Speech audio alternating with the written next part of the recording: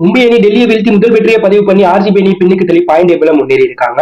20வது IPL மேட்ச்ல Mumbai versus Delhi மோதுறாங்க. இதுல முதல்ல பேட்டிங் மும்பை அணி பேட்டிங் தரப்புல ரோஹித் சர்மா 22 பாலுக்கு 49 ரன் அடிச்சாங்க. சூரியகுமார் யாதவ் டெக் அவுட்ல அவுட் ஆனாலும் இஷான் கிஷன் 23 பாலுக்கு 42 ரன் அடிச்சாங்க. திலக் வர்மா ஆல் ரன்ல அவுட் ஆக ஹர்திக் பாண்டியா 33 பாலுக்கு 39 ரன் அடிச்சாங்க.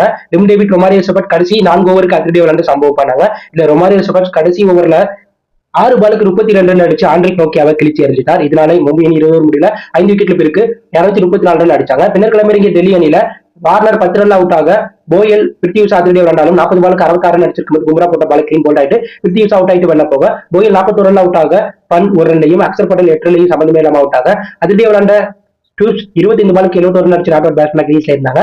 அதுக்கப்புறம் இவர்கள் யாருமே ஒழுங்கா விளையாடல. இதனால டெல்லி அணி 20 முடியல 8 விக்கெட்ல பெருக்கி 205 ரன் அடிச்சதுனால 29 ரன் வித்தியாசத்துல மும்பை அணி ஜெயிச்சு முதல் வெற்றியை பதிவு பண்ணாங்க. மும்பை அணி ஒரே வெற்றினால பாயிண்ட் டேபிள்ல 8வது இடத்துக்கு முன்னேறி இருக்காங்க. 9வது இடத்துல ஆர்சிபியும் 10வது இடத்துல டெல்லியும் இருக்காங்க. இதே போல